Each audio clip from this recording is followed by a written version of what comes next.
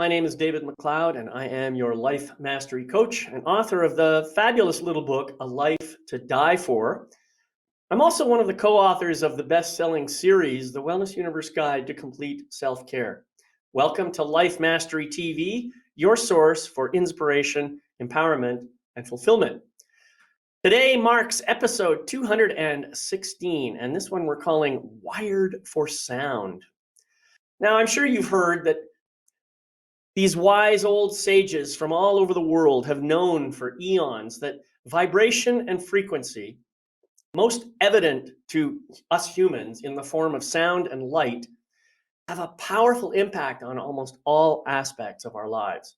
Most people today are well aware of at least some of these phenomena, although we may not be able to fully understand or explain them all. One branch of science in particular, you may have heard of it, it's called cymatics, devotes itself specifically to the study of sound and how different frequencies create unique patterns of vibration that affect the entire space for significant distances from the source. In fact, there was one fellow, a guy by the name of Nigel John Stanford, who did a whole album on this, and he's got a beautiful YouTube video on cymatics. I'd encourage you to go check that out if you can, because it's really, well, it touches my soul. It probably will touch yours too. But my point is that our understanding of sound and its effects expands almost daily. And some people take that growing knowledge and put it to use in ways that improve and enhance well-being. One such person is my guest for this episode of Life Mastery TV, who uses sound extensively in her wellness practice. Sharon Carne is a sound healing therapist who has been creating sound and music related healing for many years and for many different people. So I'm delighted that she's going to be sharing some of her extensive wisdom on this subject today. Please welcome my beautiful guest, Sharon Carne. Welcome to the program, Sharon. I'm delighted to have you here. Thank you, David. I am absolutely delighted to be here and so looking forward to this conversation. And I've seen some of the YouTube videos of Nigel Stanford that you mentioned. Oh my gosh, yeah. Right. Wow. Yeah, well, I certainly got touched by his music. When I saw that video, I immediately went out and bought like 3 or 4 of his albums. I mean, his stuff it's really, really interesting. It's kind of an electronic kind of music, but it's got a beautiful, trancey, meditative feel to it. And that's why I like it. It's the kind of music that really I find inspiring. Me too. It was fascinating. He has one whole scene in one video I watched where he has the sound waves create patterns in flame. And Right. oh my goodness. Yeah, I think that is the video I was talking about. It's called cymatics. And in fact, the quote that I put on the page of this, I'm not sure I'm going to get this right, but it's effectively, everything owes its existence completely and solely to sound. And that person who spoke those words was Jiddu Krishnamurti. And I recognized his voice because I've seen lots of his stuff before too. And I thought, what a perfect quote for today's show. Because it really is profoundly true, isn't it? That everything emanates out of sound and exists out of sound. How do you incorporate that into your practice and what you do? Oh, where do I start, David? Right. Yeah. Well, I've been a musician all my life. I think I was grounded into sound right from the very beginning. My mom and her whole family, she had a huge family of 10 brothers and sisters, and they had a family choir. So she grew up singing. My grandmother always sung to her, so she always sang to us. And so it was something I grew up with, and I think I hadn't realized what a strong grounding in sound. That it took many years for me to finally get to sharing it in the way I'm doing now. And that in itself is a fascinating journey of how your life's pathway brings you to that soul purpose. And I believe sound wellness is my soul purpose. And it I guess being in sound, it just is part of that realization for me of the power of it. I played the classical guitar. And so it's one of the instruments, one of the three instruments that are held in front of the heart. The instruments that are held in front of the heart are guitar and harp and cello. And when you feel the vibrations of that instrument, especially going through the rib cage and the skeletal system, then you realize the energy and the power of sound is a lot more than the notes on the page. And it took me a long time to get to that point where I started diving into the research and the understanding of what the heck is it that makes sound a carrier for thought and emotion, and what else can it do? Exactly. Yeah. Sound is quite phenomenal, really. And I think, well, I mean, look at all the dance clubs and stuff like that where people go because they like the vibration of the music.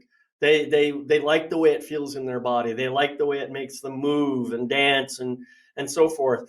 And even if you don't move, even if you just stand still, and this is something that I have done with people in my own groups. I say, okay, I'm going to play some music and I want you to just stand still and just let the music vibrate through you. Try not to move consciously, just let the music move you. And it's amazing what can happen when you do that. You know, if you simply, rather than saying, oh, I'm supposed to dance now because that's what the mind says, well, okay, great, but what's the body saying? You know, and I suppose that you do the same thing in your own experience, and that's probably what when I heard you talking about the heart and the connection to the guitar, the harp, and the cello, I'm thinking, yeah, you're feeling that vibration in your body, and consequently, you are experiencing some kind of, well, you're experiencing movement. That's what you're experiencing, although it may not come out in a, you know, necessarily a beautiful or a choreographed way, you know? Yes, and that is so fascinating. And I love the exercise you do in your community with allowing the music to move you. That's so powerful. And because there is no sound that does not go right through your body. In fact, sound goes through your body faster than it goes through the air. And it sets every molecule into vibration as it's going through you. So depending on what the sound is, depends on the effect of the sound. And one of the things that was the spark for me for starting to get into this discovery of all the things that sound can do, David, is, oh gosh, probably about 25-30 years ago. I had a group of adult students who wanted to gain more confidence performing.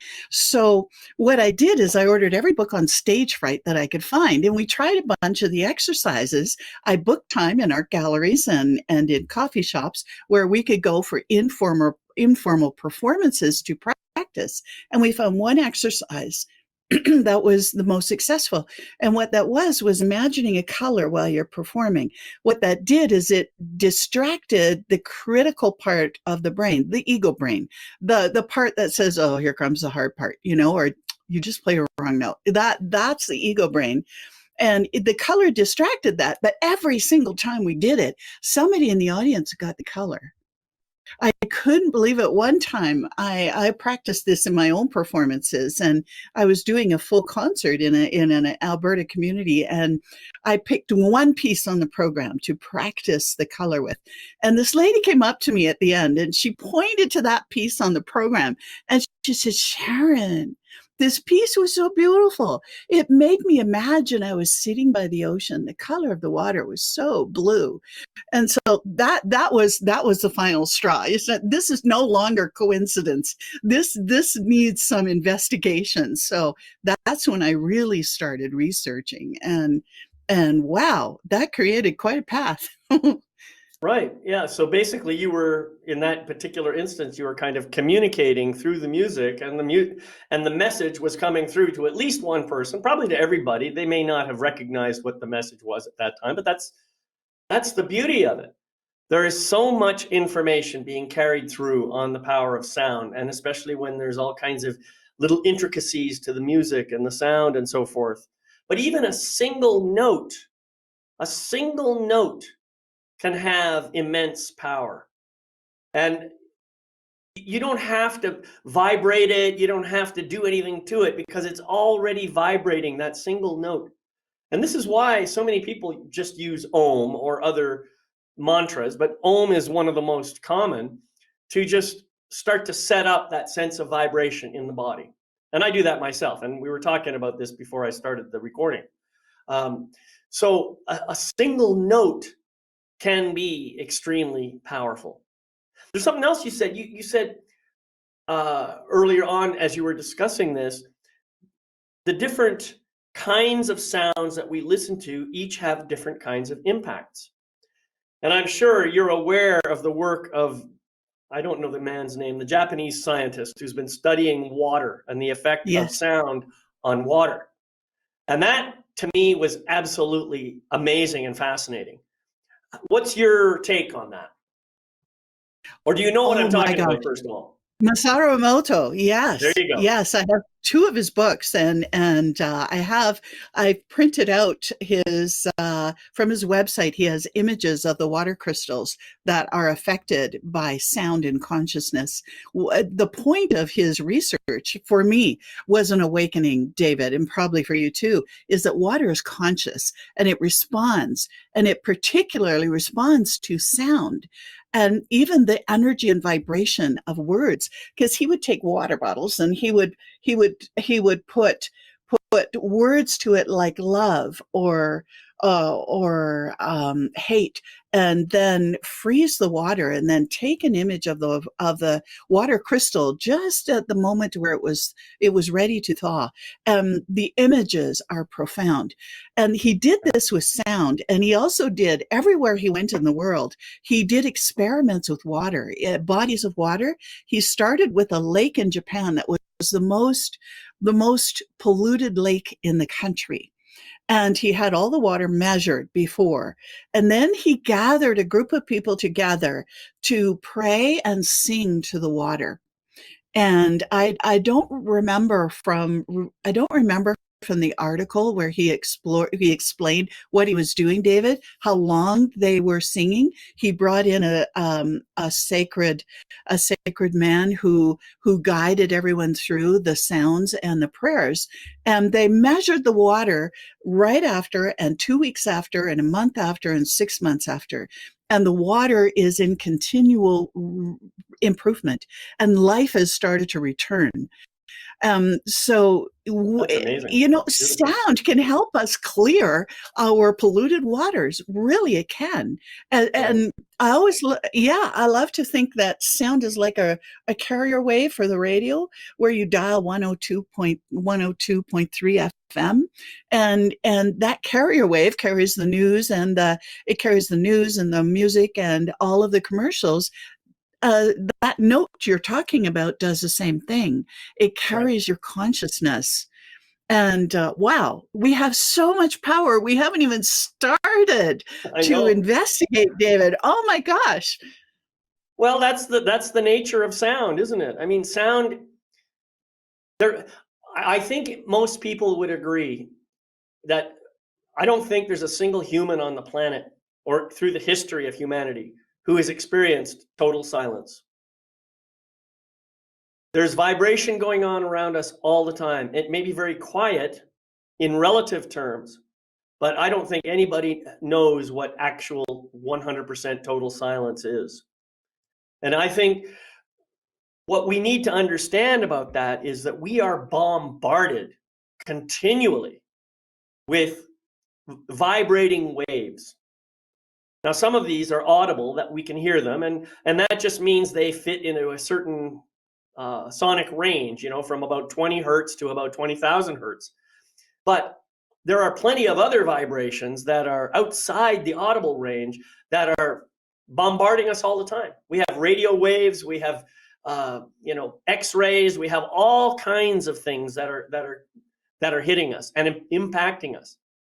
And it takes effort on our part to cleanse that stuff out and to bring back healing into our bodies. And consciousness itself is a form of, complex waves that we don't even really understand. But as you say, it's alive. It's alive, baby. Water is alive and conscious. And water is so much a part of us, it's 70% of us. So when you're directing that sound at yourself, whether you're toning, using your voice, whether you're using a sound tool, whether you're listening to music, then it is reorganizing the water molecules. Marcel Vogel did some fascinating research with sound and water and its effect on the water and what it does to the water. Fascinating stuff. Right.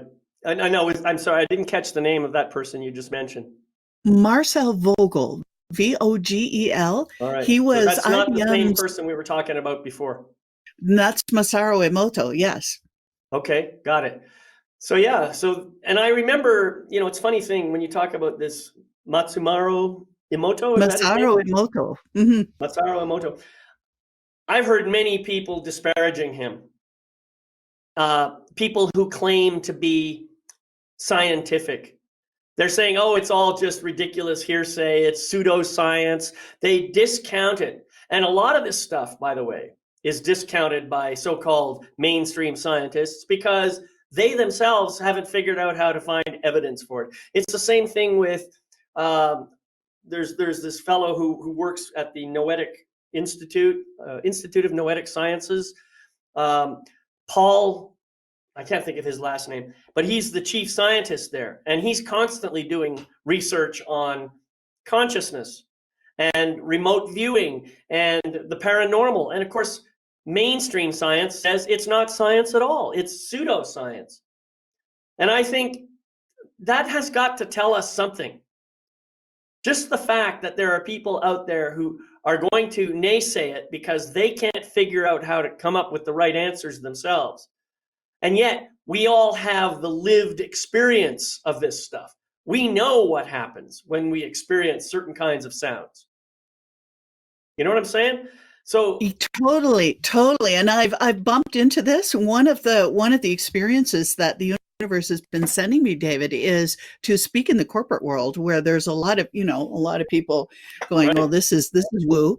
And it's not true because the whole field of quantum mechanics is shifting the science and it hasn't caught up to mainstream yet. If you've read the book called The Field by Lynn McTaggart, she goes... I've read that like 3 or 4 times.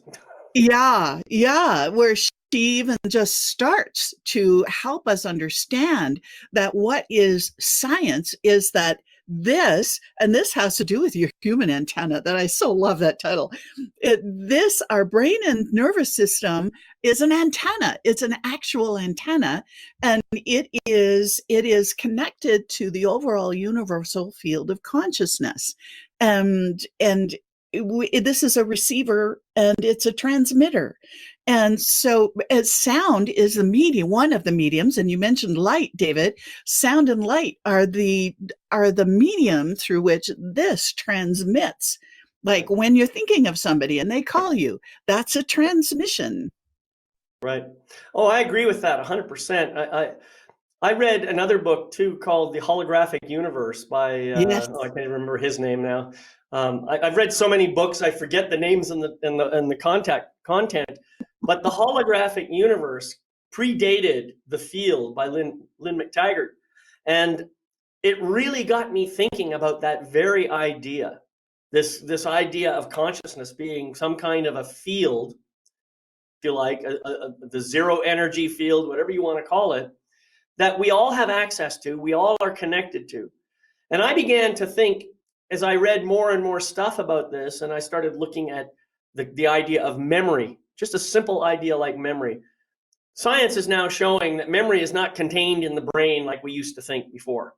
It's actually stored somewhere else, and they can't figure out the exact location. Science can't. But But people like Lynn McTaggart and some of the scientists that she talked to posit that memory is actually stored in this field. And you have access to it because you are tuned to a particular frequency. So you put your memories into the field on that frequency. And when you retune yourself to the same frequency, you can regain access to it. Well, guess what? What happens if I tune myself to a different frequency? Well, then maybe I get access to your memories. Maybe I get access to memories from someone who lived 500 years ago. Who knows? Maybe this phenomenon of reincarnation is actually nothing more than retuning our receiver. I don't know. I'm not saying that that's true. I'm just suggesting it's a possibility. So I think that there's a lot more here that we just simply do not understand. It's getting there. We're getting there, as you're saying. And I so agree with you, what you're saying about the memory, David. One of the intentions I've had for, probably the last 5 or 10 years is to consciously ask, or no, not ask, consciously intend for the positive memories from all the learning from all my lifetimes be present in my own particular energy field, so that when I need that learning from whatever lifetime, it's accessible to me. One of the scientists doing early research on the field, her name is Dr. Valerie V. Hunt, and she passed on at the age of 95 about 5 years ago, and still doing research up to 95 in understanding the field. And she said her experience and her understanding and her measurements of the field was that she called them lifehoods, but experience from other lifetimes and lifehoods is all in the field, all in our personal field, which is all connected to the larger field. It's all connected. It's all connected. So it's so fascinating. But that intention, when I'm working with someone, then the knowledge just kind of goes into my receiver mechanism, and in order to support that person. And I found that over and over, David, that knowledge, and not knowing exactly where it came from, however my intention is to plant it here, right, is fascinating how it shows up. Yeah, I know. It's amazing to me. Now, you mentioned this idea of the human antenna, and I think that that's really an accurate description. I'm not just an antenna, but it's one of the qualities that I have as a human being, is the ability to bring certain frequencies into my being and then to interpret them somehow, and to also transmit, through a separate mechanism back out into the field, as you say. I think that's a powerful metaphor, and something that I think we need to do a lot more research on personally. But I think that you and I both, as people who are doing this kind of stuff, have our own lived experience of those things. And so people can say, well, you're delusional, or you're crazy, or they can say whatever they want. I don't care. I know my experience, and you know your experience, And if people don't want to at least listen with an open heart and mind to what my experience was, well, that's their loss. You see, and I think that's what we need to just remember. We every single human being on this planet has experiences. And some of them are very similar, some of them are extremely different. And there is no right experience or wrong experience as far as I'm concerned. Every single one of them contributes to the overall awareness of all that is. Yeah, we're getting a little off absolutely. topic here. Sorry. Well, there's a comment I want to make that you were mentioning earlier about cymatics, to bring us back into the sound field, that's related to the consciousness field here, David, because sound is a medium that transmits consciousness as light is. And it's research by John Stuart Reid, who invented the modern version of the cymoscope, through which he has been doing really spectacular research. And in the last 2 years, I've listened to 2 of his presentations at conferences where he's talking about how when sound comes towards the body, remember I said it goes through you, that what happens, especially if a healer is directing sound to you or you are directing sound to you, it comes to the body and it turns into infrared light. As soon as it gets to tissue, the body translates the sound into infrared light. And he's Wow. using infrared light meters to actually show the effect of the sound. One of our practitioners has an app on her phone, which is an infrared camera. She works with animals and her heart's with animals. She has a whole pack of animals in her home. Right. And so she put up a before and after image of a little dog that she was working on with the perfect fifth tuning forks.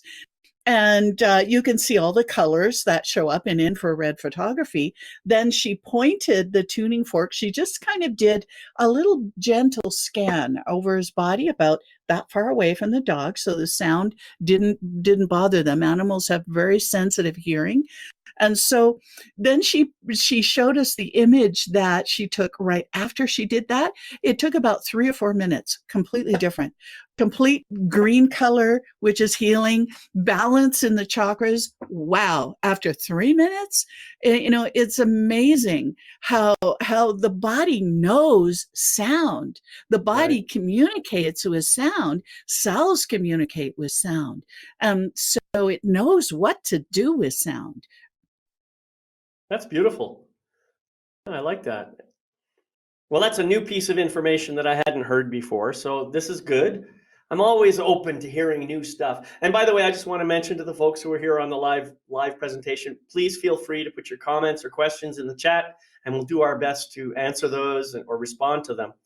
So let's talk a little bit about how, whatever the input, we talked a little bit about this, the input of the sound somehow affects the output. Now, you mentioned when you were providing me your write-up information, you use the analogy of junk food versus healthy food and superfood. So I'm going to give that to you as a prompt. Oh, this makes so much sense because we all know about junk food, good food, and superfood, and it's exactly the same with sound, David. Sound is food for our nervous system. It affects our nervous system through the release of neurochemicals and endorphins. So it's an instant stimulation for the brain and the nervous system. For example, traffic noise is junk sound, and there are multiple studies in the European Union that have proven that traffic noise raises stress hormones and increases heart disease in those people who live near noisy areas. So there is a lot of evidence about that kind of junk sound. Another one is a sound that you just can't stand, or your most least favorite music is another example of junk sound for you. And that's different for everybody. And then we go to, and of course, what the junk sound does is it works on stimulating the sympathetic nervous system. So it releases cortisol and adrenaline, which are the stress hormones, two of the main ones. And so your stress levels go up and the parasympathetic nervous system is depressed. So it doesn't get a chance to help the body heal.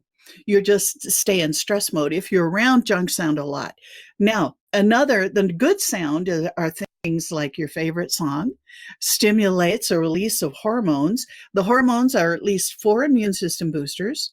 The growth hormone, dopamine, serotonin, and oxytocin, all of those have been measured with your favorite music and or any of the sound tools, or even your own voice. Your own voice creates a sonic massage in your cells with every single sound you make with your voice.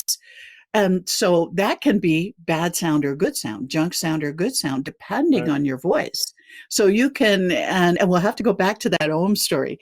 The super sound, I like to say, is like superfood for the nervous system that stimulates the parasympathetic system, which is our rest and digest and heal part of the nervous system. So then you get that flood of all those beautiful hormones that stimulates healing. Also, it can direct energy that turns into infrared infrared light, it seems, in the last 2 years. We're knowing that it directs energy and into light, which directly stimulates tissues into creating warmth or coolness and flow. So that aspect too, in specific areas of the body, it can do. So that's super sound. Beautiful. Yeah, it sounds really interesting. Now, you were talking about the favorite music. And I just had this thought about, as you were talking, about how my idea of favorite music is not the same as my kids' idea of favorite music.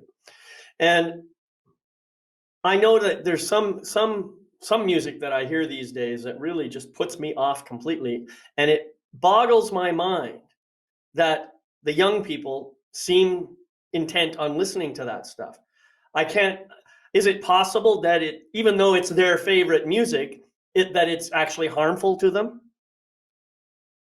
That is a fascinating question, and it's a really important question, David. I've written several blogs on this that have found life elsewhere for people who are sharing this. Your nervous system, we're all wired for sound. We're all wired uniquely for sound. And so each of us interprets sound with our own particular lens.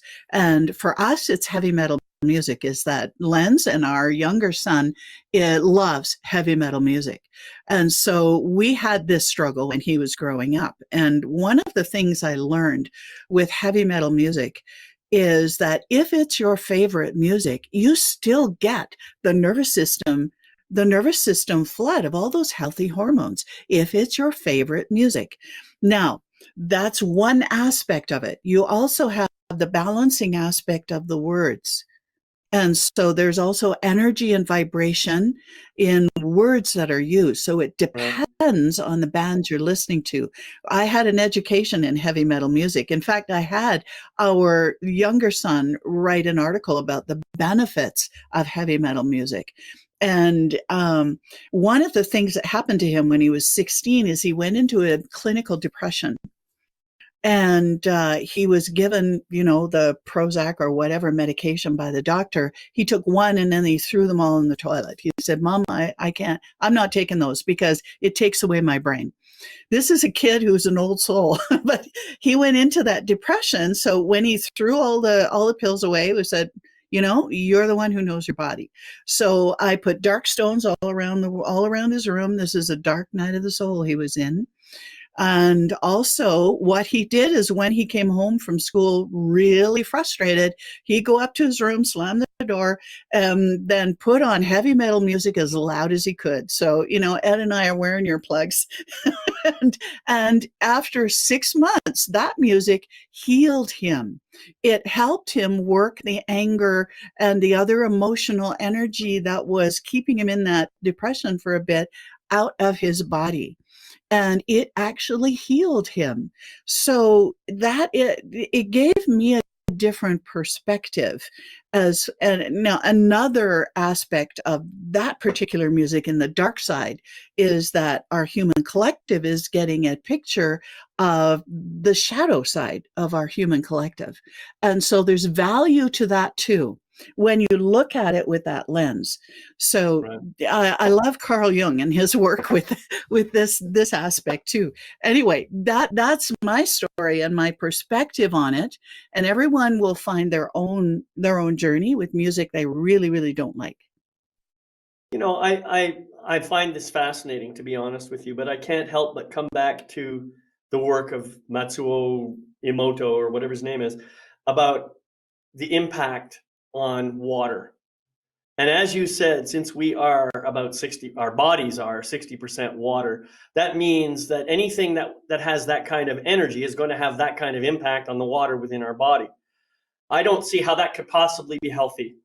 No matter whether I like it, I think I like it or not. I have a belief that I know when I was a kid, I wanted to listen to rock and roll music because my parents said I couldn't. It had nothing to do with liking it or not. It had only to do with being rebellious. Now, I'm sure that's not the case for all kids, parents and kids, but it was certainly the case for me. Now, the truth is, there was some of that music that I really liked. Some of it I did like. Some of it I thought was crap, you know? And when you talk about heavy metal, I mean, I don't think I'd ever listen to Ozzy Osbourne or you know, Megadeth or something like that. Just the idea of their names turns me off. But on the other hand, there is a band that I really like called Dream Theater. And those guys are absolutely amazing. And I think even though their music is loud and people would classify it as a fusion rock, maybe heavy metal or whatever, it's still pretty high conscious music. And so I can listen to it and I do feel a sense of elevation. But there are other kinds of heavy metal or rap music or other stuff that just drags me down and I do not feel good when I hear it. So I know that there are people Absolutely. who listen to this stuff all the time. They say it's their favorite music. I am frankly worried that it may be having a negative impact on their awareness, their consciousness, their beingness. That's just a statement from me, my opinion. Yeah, and there is, I agree, David. There is that aspect. We're grateful that our son found bands that had spiritual messages. Well, that's good. So I think that may be partly the reason that it's that loud, heavy, low, and anything with a low sound helps the nervous system to discharge stress. So Mm, when you get a heavy pounding bass and drums, then your nervous system is responding by releasing stress. So there's sure. that aspect of it. And then if you have the positive messages, like you're saying, he introduced me to one of his favorite bands during this time was Tool. And they had, when I looked at the words on the albums that he bought, it's all spiritual messages. It's all about soul. And I thought, okay, I'll tolerate the heavy metal. As Well, long, I have to because admit, I I've checked the listened to words their on music all of them. too. Yeah, I've listened to their music too, and it was actually a song about shadow that got my attention. And I listened to it and I said, now this is a really cool song, and I like the way they've put it together. It's, you know, I felt good about it listening to it. Yeah, but I don't like all of the music that they produce. You know, I like some of it, and some of it is, as you say, that uses the low frequencies and the strong beats, but also very syncopated beats that aren't necessarily, standard musical notation, if you like. I think, yeah, I can relate to that. Thank you for sharing. I see Michelle says, I use sound to help me sleep. Sound of a fan. Could you comment on sound and sleep? So she wants to hear a little bit about that. That's a great question, Michelle, and thanks for that. The sound of the fan, there are different kinds of noise machines, and a lot of hotels are using what's called white noise. Also, there are many of the companies downtown in Calgary who have Cubicle City in their offices use white noise to dampen the distraction of the sounds. Now, there's a white noise, there's pink noise, there's brown noise, there's blue noise. There's a noise for every color, which has a different set of frequencies. For me, white noise is irritating. And we're wired for sound, but we're wired uniquely. For me, white noise is irritating, and a fan can help quiet any other noises, so it creates a consistent sound in the environment. One of the things a consistent sound does is it is translated by the pons and the reticular activating system, which are in the brainstem. Just if you put your fingers right at the base of the skull, you're pointing at the pons and the reticular activating system. They're the gateways into the brain, and they control sleep, heartbeat. They control a lot of the autonomic functions of the body. A consistent sound like a fan tends to put them to sleep. They're the alerting mechanisms. When you wake up with a noise in the middle of the night, it's the reticular activating system that says, wake up, there's danger. And so when there's a consistent noise, those parts of the brain are going, oh, we're okay, we're safe, so you can sleep now. So that's part of the messaging that's going on with that part of the brain. And some people like ocean waves, which is a different kind of white noise. It's a more natural sound. Some people will go to sleep with natural sounds. So yes, If it's helping to sleep, definitely use it because it has a specific aspect on the nervous system in those two parts of the brain. Let me know if that answered your question. It's a great Yeah. question. That's an interesting perspective, and I know when I was in California, I lived in an area that was pretty noisy a lot of the time, and I did end up buying one of those noise machines. And my preference, the one that I got has different kinds of sounds. It's got the sound of a stream, it's got the sound of a waterfall, it's got other kinds of sounds. But I keep coming back to the white noise.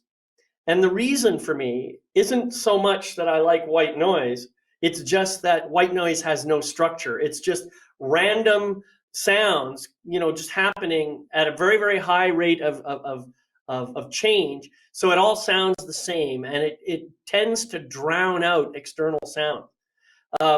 And as you mentioned, I do a lot. I'm a musician as well. I do a lot of stuff on electronic music and synthesizers and stuff. So I'm very familiar with the uses of noise, different kinds of noise. And yeah, the idea of white, pink, blue, brown, whatever, just has to do with adjusting a filter, if you like, to increase or decrease the amount of high frequency or low frequency. And the lower frequency you get, the darker the sound is. We associate the lower frequencies with darker sounds. So white noise is generally, it's the most generic brand. But I know that here I'm living in Idaho now, and I don't have the same kind of noise level that I used to have as I did in California. And yet I have grown used to having the sound machine. So that's thing, I still use it, you see. Now, does it help me sleep or not? I don't know. It certainly doesn't prevent me from sleeping. But I just have that as a background, so I don't hear anything outside. Absolutely. And it can be so, so helpful. And what you're saying about the low frequencies, there are two principles I love to share too, David, Yeah. that have to do with that nervous system and the food for the nervous system. And one of them is that low frequency sounds, depending on whether or not they feel supportive to you, because we're all wired, but we're wired uniquely. So the low frequency sounds that feel good to you help to discharge stress and release stress. High frequency sounds will stimulate the sympathetic nervous system. So they bring more alertness, they bring more concentration and focus. However, many of us have overstimulated sympathetic nervous systems. So one thing I'm finding, especially with one-on-one clients who find me, is that high frequencies are really irritating. A lot of people are very irritated by those high frequencies. And so I use the big bowls, like the ones back here, on the body to bring low frequencies into the body to help that sympathetic nervous system go, ah, and Well, open up that digest and rest. speaking of those bowls, why don't you bring one down and show us what you mean? I have it right here, actually. So I do need to change the sound setting for just a sec, though. So give me Yeah. a moment here so you can hear it better. I just had to change the audio filter so you can hear it, and then I'll change it back. Okay, so this is one of my this is one of my main healing tools. One of my friends nicknamed this Incredibowl. So we've measured with a frequency analyzer on Ed's computer. We've measured, it carries almost every frequency, like a white noise, but a little, not as many frequencies as white noise has. However, this is a very, very healing sound for many people. You'll hear lots of high sounds and low sounds, and most of them are wavering, which affects the brainwave state into more of a state of relaxation. So I use a gong mallet, like a gong with this. So I'll play it a couple of times to give you an experience with it.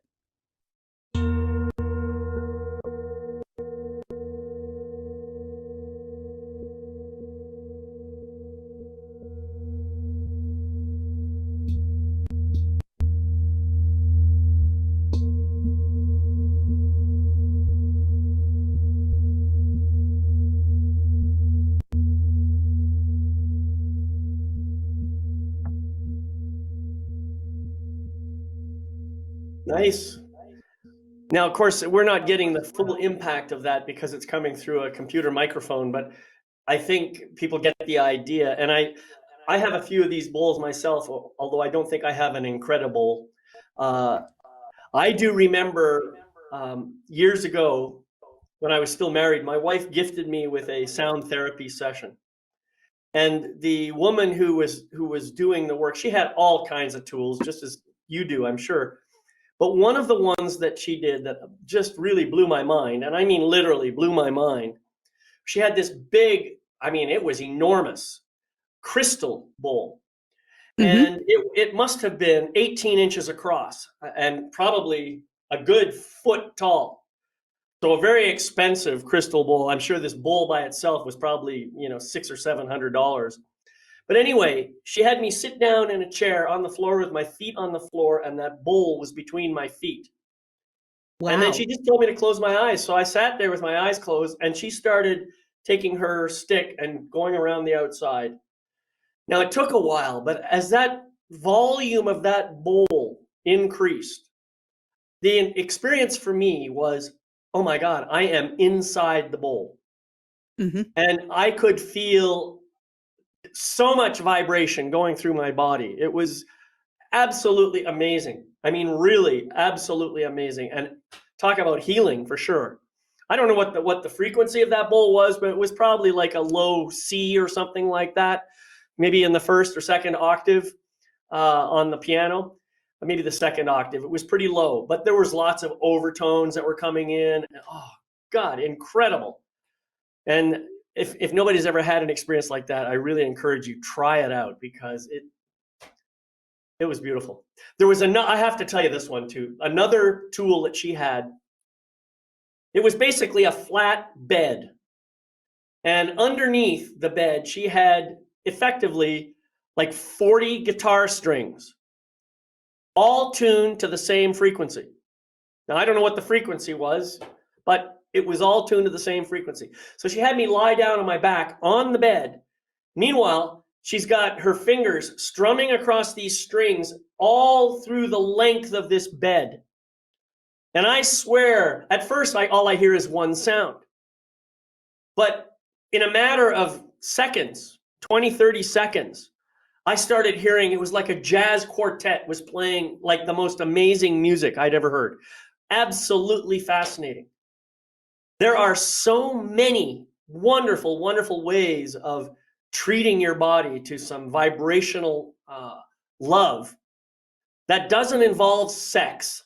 And it's just exquisitely beautiful. I really encourage people to try it out. Absolutely. Oh, what an exquisite experience. The vibroacoustic table, David. Wow. Yeah. Have you experienced that yourself? I've experienced a different process which uses brainwave entrainment music coming Yeah. through transducers on the base of the table. It wasn't guitar strings, it was music coming through the table and vibrating the table to the music. Depending on the intention I had was what music went into that. There's also a new device that's just coming out in the United States and Canada called the harmonic egg, which is an egg shape. And one of our practitioners has this. We're going to experience it in 2 weeks. We're going to go up to her place. She lives just outside of Edmonton. So we're going to go and experience this. And it's like a little chamber, very quiet in there. It's in the shape of a white egg. And music goes in, healing music, particularly specifically created healing music, as far as I understand, is broadcast into the egg while you are in there. The sessions are about 40 minutes and it's getting some really powerful results. So I'm fascinated with this. And it's along the lines of that vibroacoustic and oral. So the whole body gets the treatment and along with the ears, because the body receptors in your cells for sound. Your body knows sound so well. Right. It's just amazing to me the different ideas that people have about how to bring an intense but powerful experience of sound to heal the body. and thereby induce healing within the heart and the mind and the soul as well.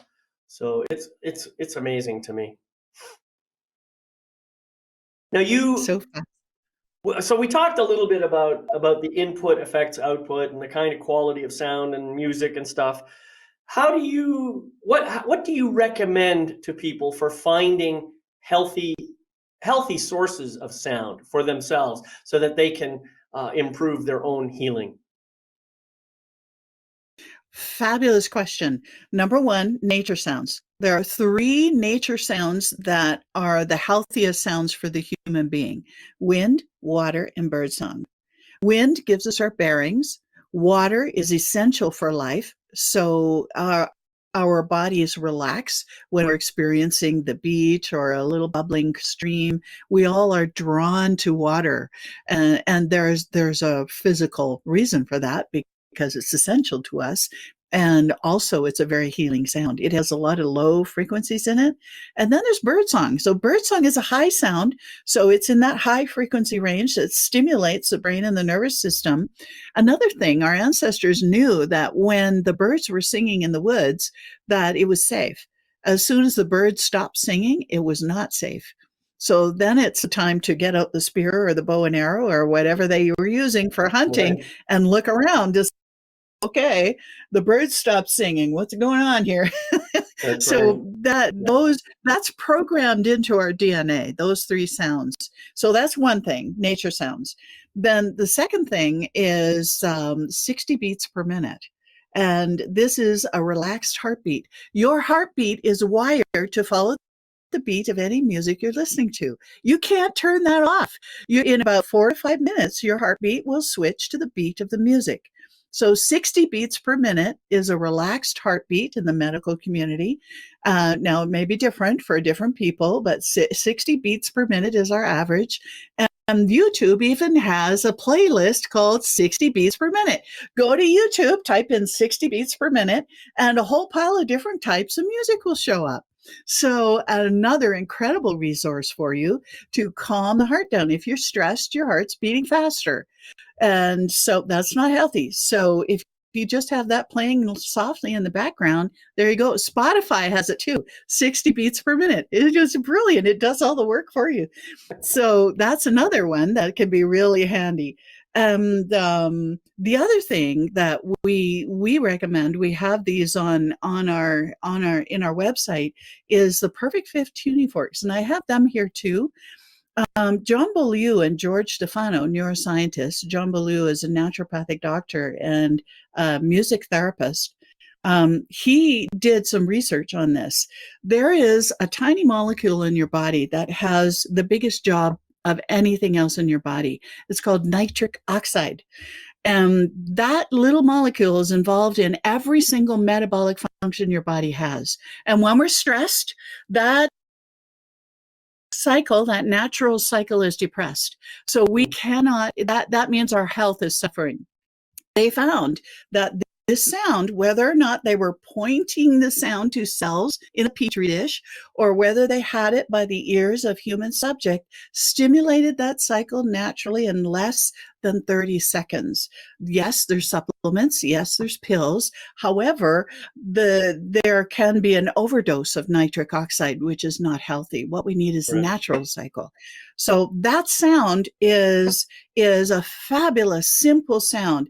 Listening to it once in the morning is all you need for the day. Just So now, incredible if I tool. heard you We right, have I think recordings on our. yeah, I'm sorry. If I heard you right, you said a perfect fifth. Is that what you said? So these are And they actually two tested frequencies that are separated from each other by the equivalent of a perfect fifth in relation to each other. That means 5 notes on the piano, 5 notes apart, and Right. specific frequencies, David. This one is 256 hertz, which is a Right. little lower than middle C on the piano, and it's related to the Schumann resonance. If you Right. average Schumann resonance to 8 hertz, it's a multiple of that. So this is the C. So this is connected with the Earth's vibration, and this is a G, which is 5 notes apart from the C. And this is 384 hertz. And these 2 sounds stimulate that cycle in less than 30 seconds. You wouldn't believe the stories we have from Right. people not only who had better physical health, could sleep better. It stimulates heart health and digestive health, and that natural cycle, when it's operating normally, helps us incredibly in creating healthy body. Right. You know, you mentioned the Schumann frequency, which basically it's the frequency or the average frequency that the Earth vibrates at. The Schumann resonance is what it's called. And it actually comes out to about 7.83 hertz. That's a very low frequency, so it's inaudible. You cannot hear it, but we all are affected by it every single day. Well, I want you to know, I don't know if you're aware of this, but I created a bunch of meditation music, all based on the Schumann resonance frequency. So all of the music is at 78.3 hertz, 78.3 beats per minute, and all of the movement of sound is based on 7.83 hertz. So, and I also embedded some brainwave entrainment stuff. So I've got binaural beats, I've got isochronic tones, I've got other stuff in there, also based on the 7.83 hertz. So what this music does is it helps you to increase focus while keeping you relaxed. And that's the whole point of the 7.83 hertz. It kind of is the overlap between, I think it's the delta and the theta brain waves. And so, you know, the higher one, I think the theta is more towards activity and focus, but the other one is more towards relaxation. So it's right at the cusp of those two frequency types. So it doesn't put you to sleep, but it has a nice gentle beat to it that makes you want to move a little bit. And at the same time, you get to listen to it and just get the benefit of the binaural beats and the other brainwave entrainment stuff. So there's all kinds of great stuff you can use, and I'm going to be making that available on my soon to be released. It's going to be called it's a membership website, which I'm not about to announce just yet. But anyway, that's going to be there. You know, we're almost up to an hour here, Sharon, and I want to make sure we cover this other very important point. You were talking about the main elements of sound healing, the music, the sound tools, and the voice. Would you like to say a few words about that? Oh, well, yeah, and we've covered some of this as we've been talking, David. So the in I love to create main elements that are part of the structure of our program. So sound healing, sound therapy has three main elements. One of them is music, and music that's been created, most of it clinically, to create specific response, like yours in brainwave entrainment. Huge, absolutely huge tools. And I would love to hear some of that. So that is in the music category that's been created specifically, as David was saying, in his, to connect you with that Schumann resonance, and then create the brainwave state that allows you to be focused and relaxed. Incredibly useful. And so that's the music categories, which is that food for the nervous system, the good sound. And then we have sound tools, which not everybody can have, but the sound tools that find their way to your own home are really helpful in feeding that nervous system with healthy sound. So sound tools are super sound and healthy sound, good sound for you. And then the voice is the ultimate super sound. As I mentioned earlier, every single sound you make with your voice gives your entire being, including the resonance in the field, a sonic massage. So when I learned that, I became really aware of my voice and how I was using it, because every sound I make feeds my whole nervous system and body and field. So that's kind of the three categories that I love to organize our programs in anyway throughout our sound wellness programs. Yeah, it sounds really amazing. And speaking of which, as I said, we're getting close to our time here. So I want to give you a chance to sum up any final words you'd like to say and to offer whatever gift you have that you'd like people to know about. Thank you, David. Final words: become aware of the sound around you, because even if you're not paying attention to it, it's still affecting you. So become aware of the sound around you. And also, the gift is two nature sounds. One of them, a gently bubbling stream. It's a 60-minute track called Woodland Song. So it's a gently bubbling mountain stream accompanied with woodland birds. So we have the best of both worlds. We have a relaxed body with the stream, and the birds are keeping the mind and the nervous system focused and productive. So play with it. Some people it helps them sleep. Some people it helps them work. I have it on very quietly. There's a couple of bird songs that are too loud for me, so I put it quietly so I can hear the water, and the bird song is very quiet. And then it really helpful for me for writing. It's cool having Right. a track Yeah. like that. Well, that's beautiful, Sharon. I appreciate so much everything that you've said here today, and there's just been so much great content covering stuff that I had no idea we were going to get to. So I love that we danced around. We found some really cool stuff to talk about. So thank you so much for being here. Thank you, David. It's been awesome. Right. So sound and music therapy are well-known modalities that provide all kinds of benefits to health and well-being. There are hundreds of peer-reviewed studies that provide plenty of evidence for many different approaches. I would encourage you to empower yourself to try a few of these techniques out and discover something that might make a huge difference in your life. Thank you all for watching today's program. And remember, you can catch the recordings of this and all my other shows on my website at lifemasterytv.com. And friends, I encourage you to remember to practice what I call the Life Mastery Mantra. And do this every day. It goes like this. I gratefully forgive the imperfect being I have been in the past. I gratefully accept the magnificent being I am right now. I gratefully welcome the evolved being I am becoming in each new moment. So until we meet again, my name is David McLeod. I am your Life Mastery Coach, wishing you love, light, and blessings on your continuing journey. And I'll see you next time right here on Life Mastery TV. Bye-bye.